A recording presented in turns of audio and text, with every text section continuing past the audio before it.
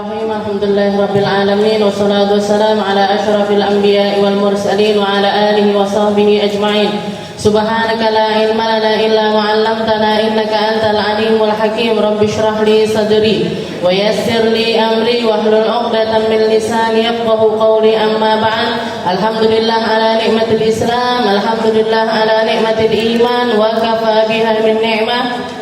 Alhamdulillah, segala puji bagi Allah Subhanahu wa taala. Di hari Jumat yang penuh berkah ini kita kembali dikumpulkan untuk mengkaji hal-hal yang menjadi batasan-batasan syariatnya Allah Subhanahu wa taala, ketentuan-ketentuan yang ditentukan oleh Nabi kita Nabi Muhammad sallallahu alaihi wasallam atas perintah dari Allah Subhanahu wa taala. Semoga kita diberikan istiqomahnya, semoga kita diberikan keikhlasannya, semoga kita terus diberikan perkara-perkara baik darinya, sehingga semua yang kita usahakan kita petik nanti hasilnya di akhirat di sisi Allah Subhanahu wa taala, di sisi Nabi kita Nabi Muhammad sallallahu alaihi wasallam. Semoga kita semuanya selalu ada di dalam perlindungannya zahiran wa batinan.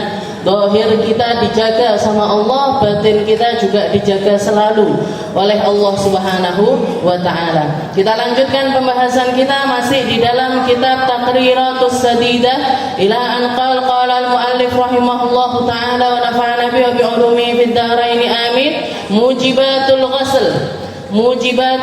ghusl atau perkara-perkara yang mewajibkan mandi. Kalau kemarin kita membahas tentang babul ghusl atau bab muqaddimah dari mandi, ada kalanya mandi hukumnya wajib, ada kalanya sunnah, ada kalanya mubah, makruh, dan bahkan adalah haram.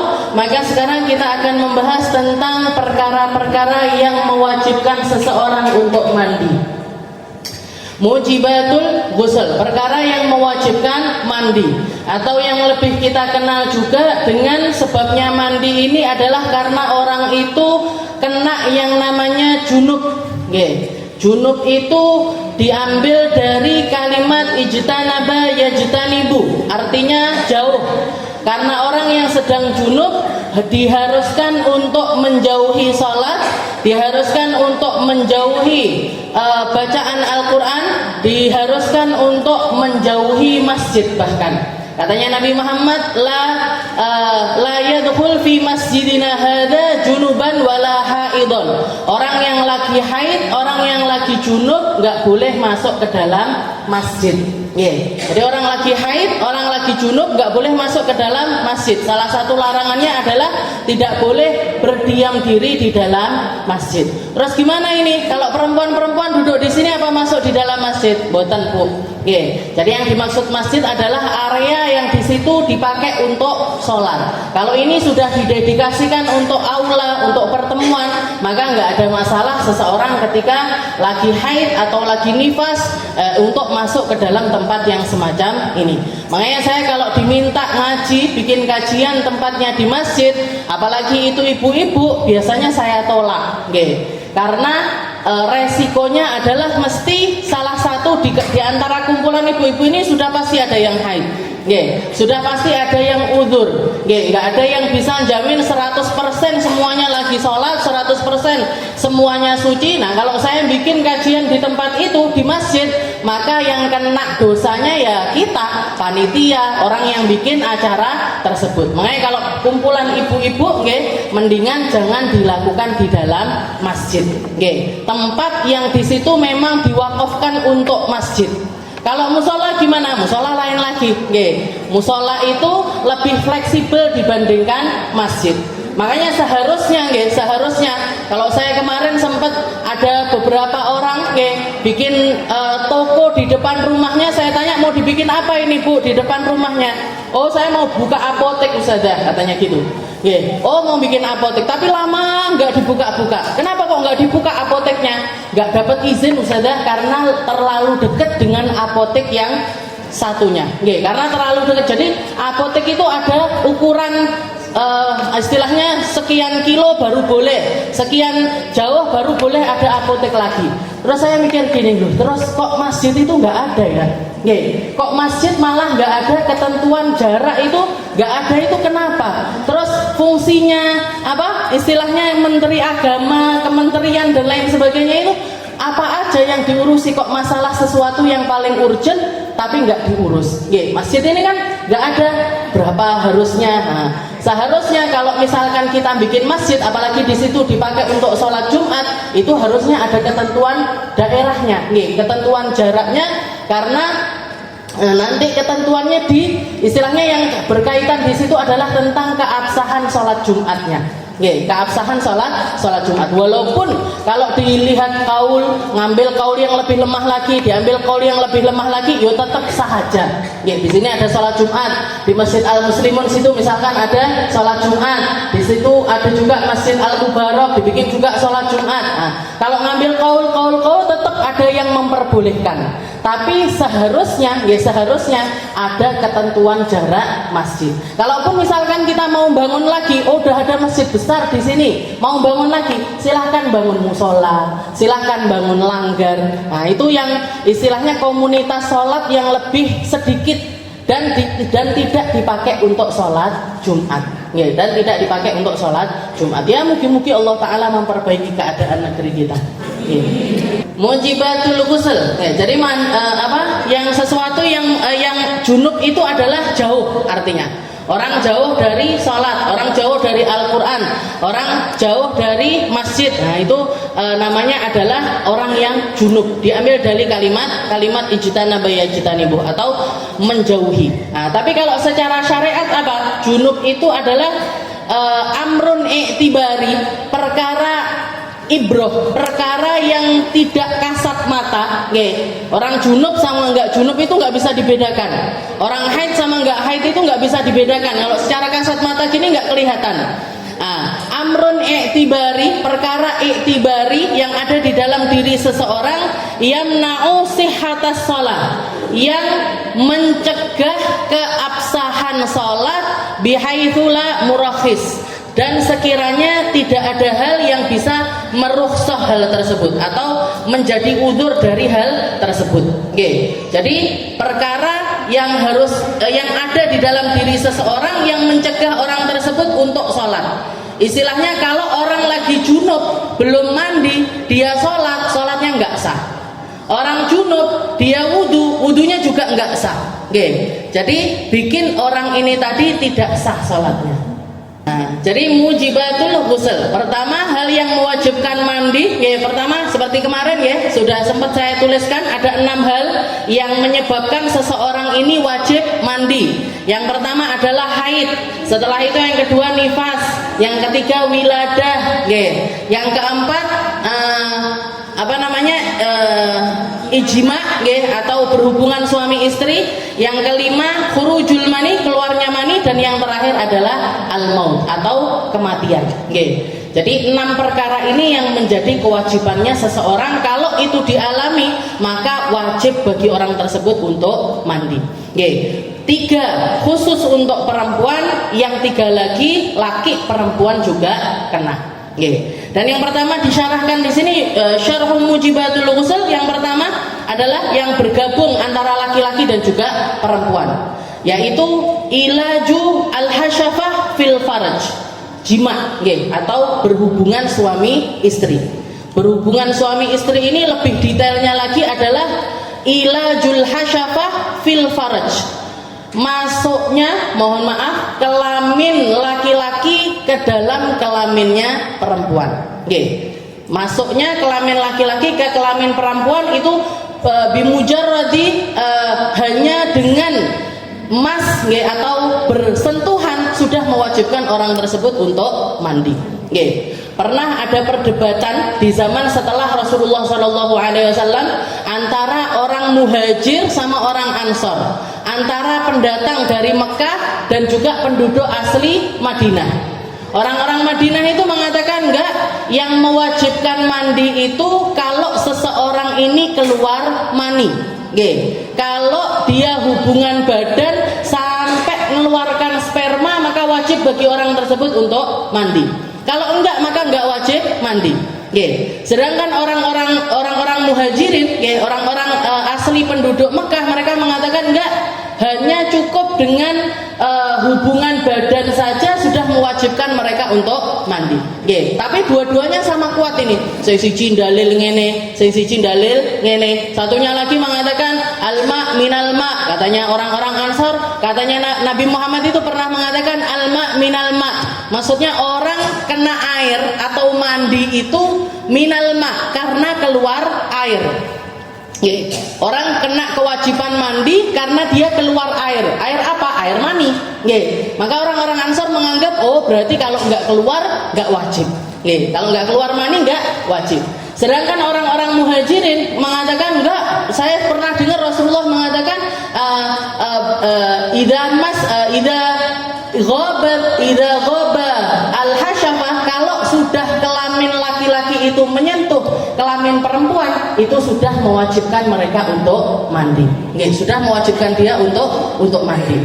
Tapi tetap debat, istilahnya berdebat. Akhirnya penengahnya di situ adalah Abi Musa al-Asy'ari, salah satu sahabatnya Nabi.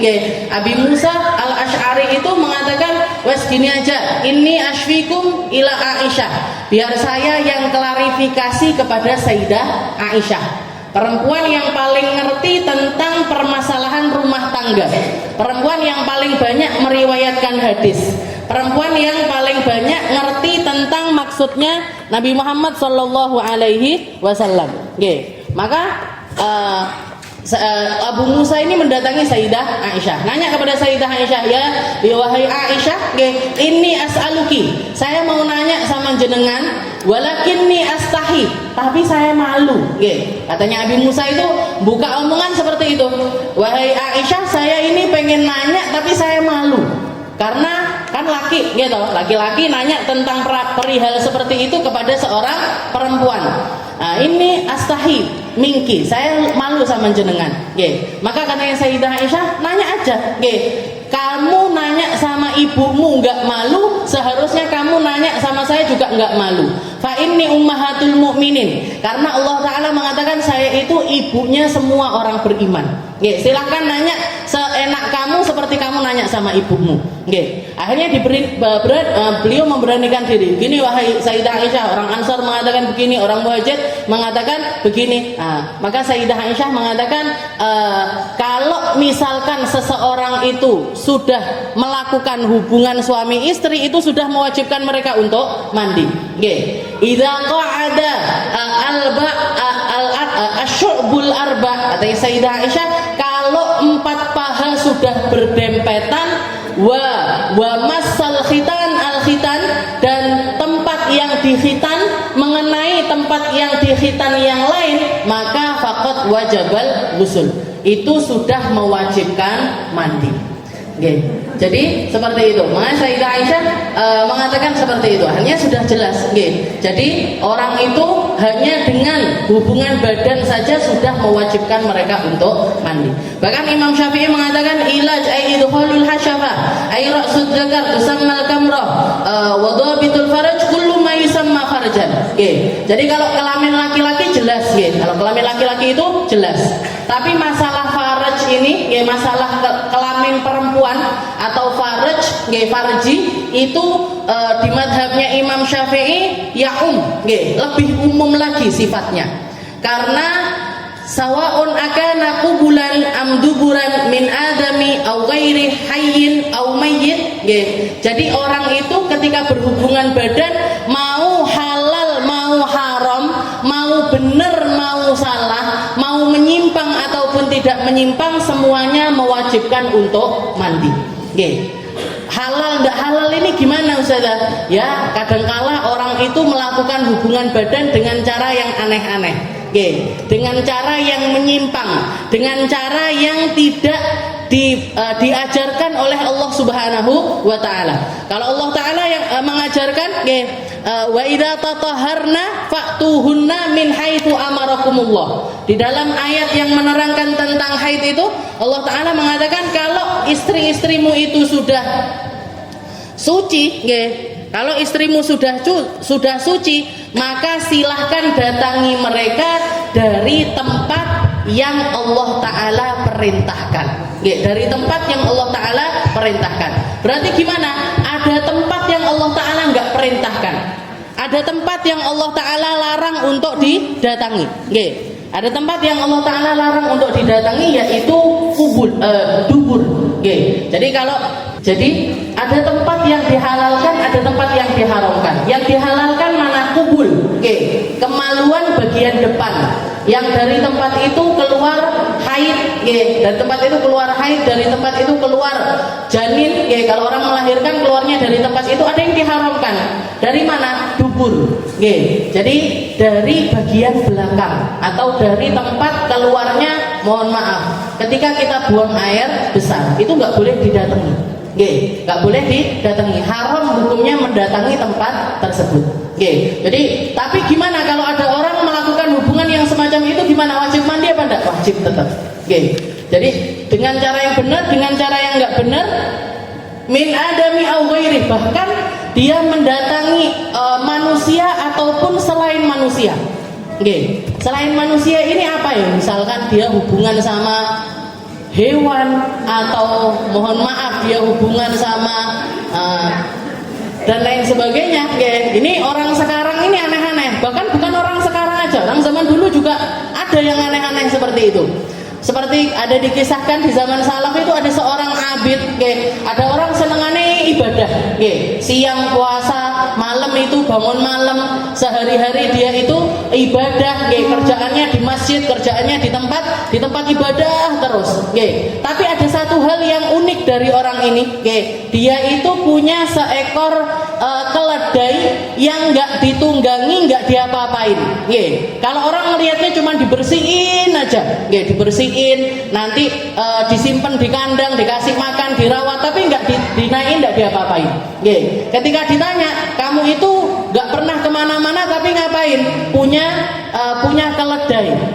Katanya laki-laki tersebut, liuhassin bihi farji, untuk aku menjaga kemaluanku. Maksudnya kalau aku butuh masalah biologisku, aku lampiaskan kepada keledai tersebut.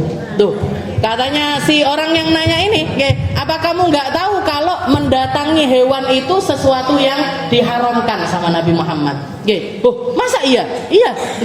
Makanya ngerti ilmu itu selalu lebih penting dibandingkan memperbanyak ibadah. Jadi jenengan tahu batasan-batasan keilmuan, tahu batasan-batasan keilmuan itu sesuatu yang lebih ditekankan ketimbang kita itu memperbanyak ibadah. Ngaji ilmu itu lebih dipentingkan ketimbang kita itu memperbanyak ibadah. Karena dengan belajar kita jadi ngerti. Dengan belajar kita jadi ngerti. Ini yang boleh, ini yang nggak boleh, ini yang benar, ini yang nggak benar. Semuanya kita jadi ngerti. Makanya belajar itu lebih penting. Jadi setelah itu dia hanya nangis tobat karena apa? Karena nggak ngerti kalau mendatangi hewan itu sesuatu yang diharamkan. Jadi hayyin au mayyit, bahkan dengan yang hidup ataupun yang mati juga wajib mandi.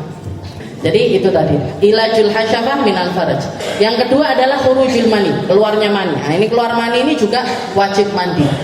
Lagi tidur, lagi bangun, lagi apapun, kalau dia keluar mani maka juga mewajibkan untuk khurujul mani. Fal mani la yujibul ghusl illa idza baras kharaja falau baqiyal mani fi qasabatid dzakar fala yajibul ghusl. Jadi keluar mani juga mewajibkan mandi.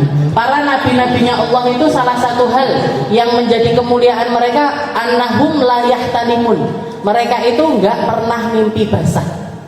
Para nabinya Allah itu dijaga, bahkan sampai mimpinya pun enggak pernah melihat kecuali kebenaran, nggak pernah melihat kecuali sesuatu yang baik. Tapi kalau laki-laki pada umumnya biasanya selalu mengalami mimpi basah. Makanya Bu, jangan pernah percaya sama laki-laki. Jeree ndak seneng wong ayu, jeree begini begitu dan lain, nggak usah percaya. Mereka aja di dalam mimpi, yang dilihat salah satu tanda mereka balik adalah dengan mimpi basah. Itu yang kedua nggih, khurujul mani. Fal mani la yujibul ghusl illa idza baraza. Kharaja falau baqiyal mani fi qasabati dzakar fala yajibul ghusl. Nggih, juga pernah nggih sudah saya terangkan tentang namanya mani, ada yang namanya madhi, ada yang namanya wadi. Nggih. Kalau mani, nggih, mani itu adalah asalnya manusia atau sperma yang membuat kita ini menjadi seorang manusia. Sebagian jumhur ulama mengatakan mani itu hukumnya najis. Tapi Imam Syafi'i mengatakan hukumnya suci. Li'annahu aslul insan. Karena mani itu adalah asalnya manusia. Dan Allah Ta'ala juga mengatakan walaqad karramna bani Adam. Kami telah memuliakan anak-anak Adam. Maksudnya apa? Berarti kalau suatu kemuliaan gak mungkin dibikin dari sesuatu yang najis.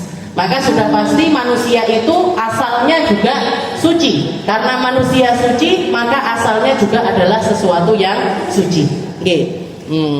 Setelah itu, mungkin yang perlu saya istilahnya saya tambahkan lagi, mani yang mewajibkan mani itu dengan dua syarat.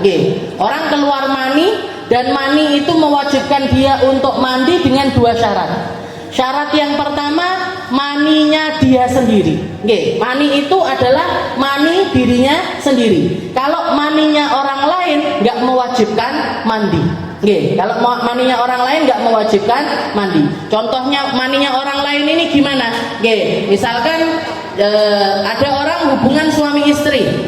Hubungan suami istri, mohon maaf, tapi yang klimaks cuman yang laki-laki. Yang perempuan nggak sampai klimaks. Setelah itu mandi suci, yang laki mandi, yang perempuan juga mandi, yang perempuan juga mandi. Tapi setelah selesai mandi, ada yang keluar lagi. Jadi dari perempuan ini, istilahnya setelah mandi ada lagi yang keluar, kayak mani, ada mani yang keluar. Gimana ini? Wajib mandi lagi apa enggak? Wajib mandi lagi apa tidak? Maka dilihat ketika hubungan itu keluar dua-duanya apa keluar salah satunya saja. Kalau yang keluar dua-duanya, istri keluar, suami juga keluar, keluar mani, maka berarti dia wajib mandi lagi. Karena berarti sperma itu bercampur antara sperma laki-laki dan sperma perempuan. Tapi kalau misalkan yang keluar cuma laki-laki saja, yang keluar cuma laki-laki saja, maka perempuan ini tidak perlu mandi, nggak perlu mengulangi mandi karena mani yang keluar itu sudah dipastikan bukan maninya dirinya tapi mani orang lain. Nah, itu syarat yang pertama. Setelah itu syarat yang kedua, mani yang mewajibkan mandi ini adalah kalau keluarnya li awwali marrah. Kalau keluarnya ini yang pertama kali. Yang bikin wajib mandi itu mani yang pertama kali keluar. Yang kedua, yang ketiga itu tidak mewajibkan mandi. Yang kedua, yang ketiga tidak mewajibkan mandi. Nah itu, ini tentang mani. Setelah itu, yang ketiga, yang mewajibkan mandi yang ketiga adalah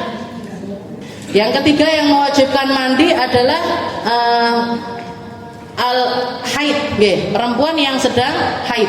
Perempuan haid ini kapan dia wajib mandi? Kalau darahnya sudah berhenti. Kalau darahnya sudah berhenti, maka wajib bagi perempuan ini untuk mandi. Jadi yang ketiga adalah haid. Nah, haid ini pernah ada seorang perempuan mendatangi Rasulullah SAW setelah perempuan ini selesai haid. Selesai haid. Jadi yang ketiga haid, perempuan haid ini datang ke Rasulullah SAW setelah suci dari haid. Setelah itu nanya sama Rasul, ya Rasul, caranya mandi itu gimana? Caranya mandi itu gimana? Diterangkan sama Rasulullah detail. Nanti kamu keramas dulu, setelah itu ambil sidir. Sidir itu zaman dulu kan nggak ada sabun, jadi pakainya daun sidir, daun bidara. Daun bidara itu dikeringkan, nanti setelah kering dia itu ditumbuk jadinya kayak bubuk seperti itu. Nah, bubuknya ini biasanya dipakai orang ketika mandi ataupun mandikan jenazah, biasanya juga pakai daun bidara ini tadi. Ini juga ketika Rasulullah hijrah pergi dagang ke negeri Syam, di situ ada kisah kalau Rasulullah itu berteduh di bawah satu pohon dan pohonnya sampai sekarang masih hidup, masih tumbuh. Nah, itu Rasulullah duduk di bawah pohon bidara. Nah, daun bidara ini punya banyak keistimewaan. Nah, Rasulullah nyuruh perempuan itu untuk mandi pakai daun bidara. Kamu ambil daun bidara, setelah itu usapkan ke seluruh badan. Jangan sampai tersisa dari satu tempat pun dari kulitmu ataupun juga di bawah rambutmu kecuali kena air bersih. Itu yang diajarkan Nabi. Setelah itu Rasulullah nutup ucapannya dengan mengatakan, setelah itu ambillah az-za'faron atau minyak wangi, satu minyak wangi, taruh di tempat itu. Maka perempuan itu nanya, ditaruh di mana ya Rasul? Taruh di tempat itu. Di mana ya Rasul? Taruh tempat itu. Sampai dikatakan mukanya Nabi ini merah, telinganya merah, lehernya merah. Saking malunya Rasulullah untuk nunjukkan ke perempuan itu, tapi perempuannya nggak paham-paham. Dia omongin nggak paham-paham. Akhirnya di situ ada Sayyidah Aisyah. Rasulullah noleh kepada Sayyidah Aisyah, bisikin sesuatu kepada Sayyidah Aisyah. Setelah itu Sayyidah Aisyah yang suruh nerangkan. Ini loh Mbak, taruh za'faran itu taruh di satu kapas. Setelah itu tempelkan di tempat keluarnya darah. Tempelkan di tempat keluarnya darah haidmu. Nah, maksudnya ya kemaluanmu yang bagian dalam. Dan maksudnya bukan cuma bagian luarnya saja, tapi masukkan sedikit ke bagian dalam. Nah, itu ajarannya Rasulullah Shallallahu Alaihi Wasallam. Jadi kalau jenengan mandi suci, tutup pakai itu tadi, pakai minyak wangi. Kalau sedang ihram, maka pakainya air garam. Jadi dicuci kemaluannya pakai air garam. Atau kalau zaman dulu bahkan Rasulullah juga mengajarkan pakai air yang dicampur sedikit pakai lumpur. Karena tanah itu juga ada istilahnya bisa membersihkan sesuatu. Jadi kalau minyak wangi ada, pakainya minyak wangi. Kalau minyak wangi nggak ada, pakainya pakainya garam. Itu untuk membersihkan bagian kemaluan. Itu ajarannya Rasulullah Shallallahu Alaihi Wasallam. Makanya Sayyidah Aisyah mengatakan, ni'man nisaul ansar. Sebaik-baik perempuan adalah perempuan Ansar. Lam yamna'hunnal haya min ayyatafaqqah fid din. Katanya Sayyidah Aisyah, perempuan Ansar itu punya karakter, mereka nggak pernah malu kalau membicarakan tentang hukum-hukumnya Allah. Jadi rasa malu mereka tidak mencegah mereka dari memahami aturan-aturannya Allah. Majelis ini Mbak Ira waktu nanya sama saya, salah satu nama yang saya sarankan ke beliaunya adalah Nisaul Ansar. Jadi majelis Nisaul Ansar, majelisnya perempuan-perempuan Ansar. Maksudnya biar kita itu punya semangat seperti semangatnya perempuan-perempuan Ansar yang kalau pengen tahu tentang agama itu luar biasa. Ini perempuan Ansar juga ada yang datang ke Sayyidah Aisyah itu bawa celana dalamnya. Celana dalam dibawa ke Sayyidah Aisyah, istrinya Rasulullah Shallallahu Alaihi Wasallam. Setelah itu dijembreng nih Bu, dijembreng nih diperlihatkan. Wahai Aisyah, saya keluar kayak gini. Apa sudah boleh mandi suci? Apa sudah boleh mandi suci? Katanya Sayyidah Aisyah, la ta'jilna hatta tarainal qusah bayudha. Jangan buru-buru mandi, tunggu sampai warnanya itu putih bersih. Tunggu sampai warnanya itu putih bersih. Saya selama 10 tahun, 11 tahunan ngajar ini cuman sekali ada orang yang moto pakai WhatsApp celana dalam. Kepret, Ustazah saya keluar kayak gini, boleh mandi apa enggak? Baru satu itu. Baru satu itu yang celana dalamnya saya sampai tahu warnanya, bahkan yang keluar. Nah, ini semangatnya orang-orang Ansar itu seperti itu. Di dalam jadi dari kehati itu datang dari kehati-hatian mereka tentang perkara agama. Karena konsekuensinya kalau saya salah mandi suci, nanti wudhu saya nggak sah. Kalau saya wudhunya nggak sah, otomatis sholat saya nggak sah. Jadi beliau benar-benar pengen memastikan ini sudah boleh mandi suci atau belum. Benar, dan ternyata benar katanya Sayyidah Aisyah, jangan buru-buru, tunggu dulu sampai warnanya itu putih bersih. Nggih, tunggu dulu sampai warnanya putih bersih. Jadi masalah haid, masalah nifas, kapan ini kita wajib mandinya? Kalau sudah ngelihat warna bersih. Oke, kalau sudah melihat warna putih bersih, entah itu keluar lendir warnanya putih atau memang benar-benar kering nggak ada apa-apa lagi, baru silahkan mandi. Tapi kalau masih ada kuning-kuning, masih ada keruh-keruh, apalagi masih coklat-coklat, jangan buru-buru Bu. Oke, bahkan yang banyak orang sekarang itu pokoknya softtek resik langsung mandi. Nah, padahal belum tentu, istilahnya mungkin masih ada yang tersisa di dalam kemaluan tersebut. Jadi kalau dimasukkan, jadi makanya caranya kalau jenengan mau mandi suci itu dengan cara yang benar, maka ngelihatnya itu ngambil 2 kapas atau 2 tisu, satunya lagi dimasukkan sedikit. Oke, satunya dimasukkan sedikit, setelah itu jenengan jembrengnya gini. Oh, kalau sudah sama-sama putih, silahkan mandi. Kalau masih kuning, masih keruh, tunggu dulu lagi. Oke, mungkin ditunggu setengah jam lagi, atau ditunggu 1 jam lagi, atau ditunggu sampai masuk waktu sholat berikutnya. Jadi jangan subuh dilihat, oh masih kuning, tunggu sampai duhur. Oke, duhur dilihat kok masih kuning, nah, tunggu sampai asar. Nah, jadi kita itu mandinya nggak telat di dalam mandi, karena telat mandi itu juga bahaya. Oke, sesuk ae lah, kok sek kuning, sesuk ae lah. Nah ini jangan-jangan bukan sehari keluarnya, tapi cuman beberapa waktu sholat saja. Akhirnya kita nggak ninggalkan sholat ini, ninggalkan sholat ini, ninggalkan sholat ini, dosa juga. Oke, jadi kudu pas. Nah, makanya kalau sudah mendekati masa suci itu sering-sering dicek. Oke, ngeceknya bukan cuman softteknya saja, bukan cuman pembalutnya saja, tapi pakai cara seperti itu. Haid, nifas sama. Oke, cara melihatnya, cara ngeceknya adalah setelah benar-benar warnanya itu putih bersih.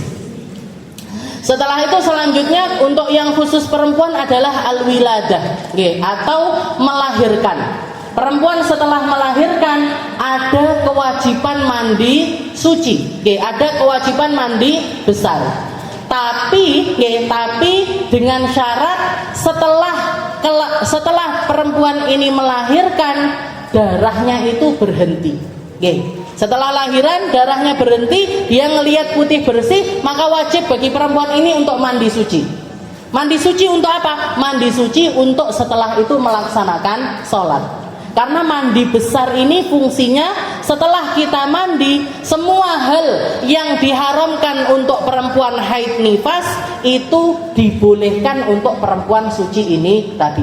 Boleh ngaji, boleh masuk masjid, boleh megang Al-Quran, boleh sholat, tawaf dan lain sebagainya, boleh kalau sudah dia mandi suci. Tapi kalau setelah lahiran kok langsung bablas keluar nifasnya, kok langsung bablas keluar darah nifasnya, maka dia tidak perlu mandi wiladah. Mandi wiladahnya kapan? Nanti bareng sama mandi suci dari nifas. Karena kalau dia mandi wiladahnya ini nggak ada fungsinya. Karena darahnya tetap keluar, dia tetap nggak boleh sholat, tetap nggak boleh tawaf, tetap nggak boleh ngapa-ngapain. Tetap nggak boleh ngapa-ngapain. Maka mandi wiladahnya nanti setelah suci dari nifas. Nanti setelah suci dari nifas. Makanya ojo dipaksa ibu. Biasanya mertua-mertua atau ibu-ibu yang saklek sama caranya orang-orang dulu, habis anaknya lahiran udah ngadus. Baru ngono masuk angin, rodok dan lain sebagainya, kan kasihan. Nah, padahal dia belum wajib mandi. Kalau misalkan sekedar mandi biar bersih, tapi nggak perlu keramas, nggak perlu ini, nggak apa-apa. Tapi kalau misalkan dipaksa harus mandi, harus keramas, dan lain sebagainya, kita nggak ngerti keadaannya orang. Dan selama darah nifas itu masih keluar, maka dia juga tidak perlu untuk mandi besar. Mandi besarnya nanti setelah selesai dari nifasnya. Nah, ini yang keempat dan juga yang kelima. Dan yang terakhir, kewajiban mandi yang terakhir adalah al-maut, kematian. Orang meninggal itu juga wajib mandi. Tapi wajibnya dimandikan. Wajibnya dimandikan. Sayyidah Fatimah Zahra, putrinya Nabi Muhammad SAW, setelah Nabi Muhammad wafat, 6 bulan kemudian beliau itu juga merasakan dirinya tambah lemah. Jadi beliau sakit yang sampai akhirnya meninggal dunia. Dan sebelum beliau meninggal dunia ini beliau sudah siap-siap, Bu. Sudah wasiat sama Sayyidah Asma. Sudah wasiat sama Sayyidah Asma, wahai Asma, aku sekarang sudah mandi bersih, mandi sampai ke istilahnya mandi seperti halnya mandinya orang yang meninggal dunia. Saya sudah mandi bersih. Setelah itu saya pakai baju yang paling bagus, saya pakai wangi-wangian yang paling harum. Saya sudah siap-siap semuanya, wahai Asma. Nanti kalau saya meninggal dunia jangan dimandikan lagi. Katanya Sayyidah Fatimah seperti itu. Saya sudah mandi, saya sudah bersih, nanti kalau saya meninggal nggak usah dimandikan lagi. Dan wahai Asma, saya masuk ke pintu kamar saya, tapi pintu kamar saya nggak saya tutup, saya mau ngaji di dalam kamar tersebut. Kalau kamu sudah nggak dengar lagi suara ngaji saya, itu menandakan kalau saya sudah meninggal dunia.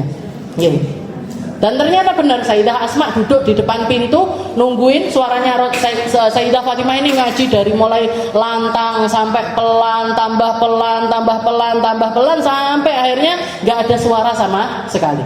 Dan begitu dibuka pintu kamarnya, Sayyidah Fatimah sudah geletak di depannya itu ada meja, ada mushaf di atasnya, ada Al-Qur'an di atasnya berserakan. Karena zaman dulu Al-Quran belum dibukukan, jadi masih kertas seperti itu, sudah berserakan di hadapannya Sayyidah Fatimahuz Zahra.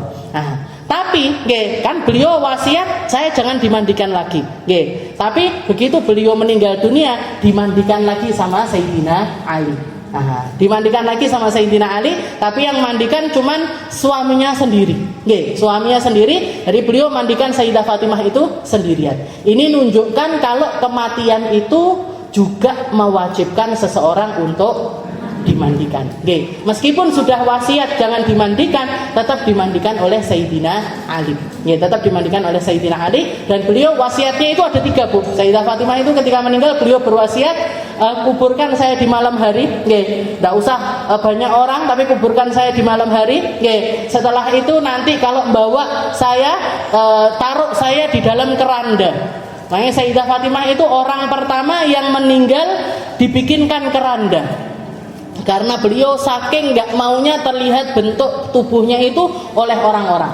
Jadi minta dikuburkan di malam hari, minta ditandu pakai tandu, pakai keranda yang ada tutupan di atasnya. Setelah itu beliau minta Sayyidina Ali setelah ditinggal sama Sayyidah Fatimah untuk menikahi ponaannya sendiri, yaitu Sayyidah Umamah. Sayyidah Umamah ini putrinya Sayyidah Zainab, kakaknya Sayyidah Fatimahuz Zahra. Tiga-tiganya dilaksanakan oleh Sayyidina Ali. Termasuk menikahi Sayyidah Umamah. Karena beliau merasa Sayyidah Umamah ini yang paling dekat sama beliau, istilahnya ponaannya sendiri. Nah, nanti sayangnya insya Allah sama anak-anaknya akan sama dengan anak-anaknya sendiri. Maka Sayyidina Ali diwasiatkan untuk menikahi Sayyidah Umamah. Nah, Sayyidah Fatimah seperti itu. Nah, tetap dimandikan oleh Sayyidina Ali bin Abi Thalib. Itu menunjukkan kalau kematian ini juga tetap mewajibkan orang untuk mandi. Jadi kalau ada orang wasiat sebelum meninggal, aku kok ora usah mekdusi, nggak boleh, tetap harus dimandikan. Saya nanti nggak usah dikafani, aku kuburno udah blejet misalnya, nggak boleh, tetap wajib untuk dikafani. Kenapa? Karena ini semuanya haknya Allah. Mandi ini haknya Allah, pakaian ini, kain kafan ini, lapisan pertama itu haknya Allah Ta'ala, gak boleh dicabut, gak ada siapapun yang berhak untuk mencabutnya. Meskipun orangnya ketika hidup gak pakai hijab misalkan, gak pakai kerudung, gak pakai apa-apa, istilahnya orangnya sukanya ngumbar aurat, gimana ini ketika meninggal? Tetap wajib untuk dikafani, rambutnya itu ditutup. Jadi ini kaitannya bukan tentang dia ataupun bagaimana keadaannya, enggak, tapi ini adalah haknya Allah. Kalau misalkan kita mempertahankan haknya Allah Ta'ala, ini kemuliaan untuk kita. Tapi kalau kita memilih untuk melepaskannya, itu urusan dirimu dengan Allah, bukan urusannya orang lain. Nah, ketika kita hidup, kita punya pertanggungjawaban atas diri kita sendiri. Di dalam nutup aurat ini, Bu, kita sendiri yang punya kewajiban nutup, punya kewajiban untuk mempertahankan, mau di model gimana, mau seberapa kita ngambil dari penutupan aurat ini terserah kita. Tapi ketika kita meninggal dunia, kewajiban itu tetap ada. Kewajiban untuk nutup aurat itu tetap ada, tapi khitabnya atau yang dituju bukan lagi tentang personalnya, tapi orang-orang yang ada di sekitarannya. Nggih. Kalau misalkan dhek wasiat meninggalnya ndak usah dikafani, terus semua orang setuju ya wis ora usah dikafani. Nggih, dikuburkan separuh misalkan pakai baju you can see gitu misalkan. Gimana ini? Semua yang menyaksikan itu ikut berdosa. Nggih, semua yang menyaksikan itu ikut berdosa. Termasuk juga yang belum bisa kita tanggulangi adalah jenazah perempuan dimandikan sama laki-laki. Nah, ini yang dosa semuanya. Nggih, semua yang menyaksikan itu dosa, Bu. Nggih, makanya jenengan yang sudah belajar harus istilahnya harus memberanikan diri untuk negur. Pak Mudin wis ndak usah melok-melok. Ini jenazah perempuan biar ditangani sama perempuan. Cara mandiinnya gimana? Persis seperti jenengan mandi suci. Nggih. Jadi yang wajib di situ, nggih, yang wajib di situ cuman jadi niat dan juga meratakan air ke seluruh badan. Selama air itu sudah merata ke seluruh badan, sudah sah mandinya. Nggih, sudah sah mandinya. Jadi jangan dipasrahkan ke laki-laki.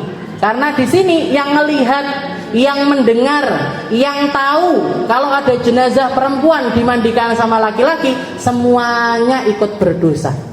Semua yang menyaksikan itu ikut berdosa. Mungkin-mungkin dijaga sama Allah Ta'ala, mungkin-mungkin digampangkan kita untuk merubah keadaan kita, karena ini jadi kewajiban yang harus kita benahi bersama-sama. Wallahu a'lam bishawab. Insyaallah nanti pertemuan selanjutnya fi furudil ghusl, tentang hal-hal fardunya mandi, atau yang harus kita lakukan ketika kita mandi.